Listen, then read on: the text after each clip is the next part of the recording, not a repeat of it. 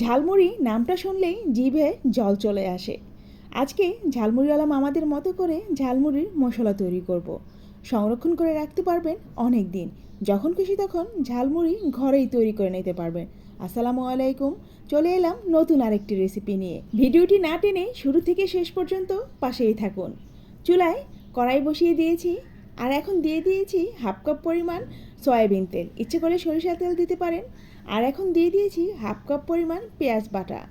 আর এই পেঁয়াজ বাটাগুলো আমি এখন একটু ভেজে নেব। ভাজা হয়ে গেলে এখন দিয়ে দিচ্ছি এলাচ, দারচিনি আর তেজপাতা। আরও একটু ভেজে নেব। তারপর দিয়ে দিচ্ছি 1/4 কাপ রসুন কুচি। পেঁয়াজ বাটা আর রসুন কুচি আরও কিছুক্ষণ ভেজে নেব। তারপর একটা বাটিতে নিয়ে নিচ্ছি মরিচের গুঁড়া, সাথে নিয়ে নিচ্ছি হলুদের গুঁড়া, আরও নিয়ে নিচ্ছি সামান্য পানি। এবার একসাথে ভালো করে মিশিয়ে নেব। এগুলো মিশিয়ে নেওয়ার পর সাইডে রেখে কড়াইতে দিয়ে দিচ্ছি আদা রসুন বাটা 3 টেবিল চামচ। তারপর সব কিছু আবারও ভালো করে ভেজে নেব। এতে করে বাটা মশলার যে কাঁচা একটা ফ্লেভার থাকে সেটা চলে যাবে। ভালো করে ভেজে নিচ্ছি। এখন দিয়ে দিচ্ছি পরিমাণ মতো লবণ।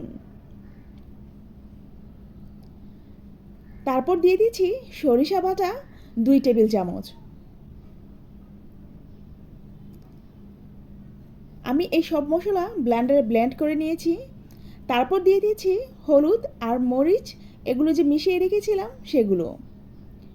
সব কিছু এবার ভালো করে কষিয়ে নেব। এবার দিয়ে দিচ্ছি পানি প্রায় 1 কাপ পরিমাণ। তারপর সব কিছু একসাথে ভালো করে জাল করে কষিয়ে নেব। অনেকটা কষানো হয়ে গেছে। এবার দিয়ে দিচ্ছি 1 কাপ পরিমাণ সরিষার তেল। ঝালমুড়ির মশলা তৈরি করতে তেলের পরিমাণটা একটু বেশিই লাগে। আমি প্রথমে হাফ কাপ দিয়েছিলাম, এবার আবারও হাফ কাপ সরিষার তেল দিয়ে নিলাম। এখন দিয়ে দিচ্ছি ম্যাগি মশলা অথবা নুডলসের মশলা 1 প্যাকেট। তারপর সব কিছু ভালো করে জাল করে তেল একেবারে উপরে উঠে না আসা পর্যন্ত আমি এগুলো কষিয়ে নেব। সবশেষে দিয়ে দিয়েছি গরম মশলা গুঁড়া। আবারও ভালো করে এগুলো নেড়ে চেড়ে আমি জাল করে নেব।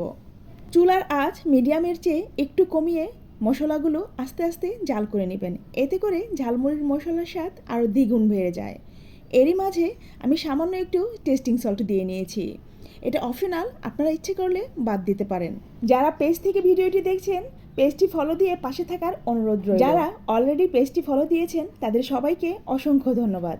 আর যারা ইউটিউব চ্যানেল থেকে দেখছেন, চ্যানেলটি সাবস্ক্রাইব করে বেল আইকন বাটনটি ক্লিক করে রাখবেন। এর মধ্যে ঝালমুড়ির মশলা পুরোপুরি তৈরি করা হয়ে গেছে।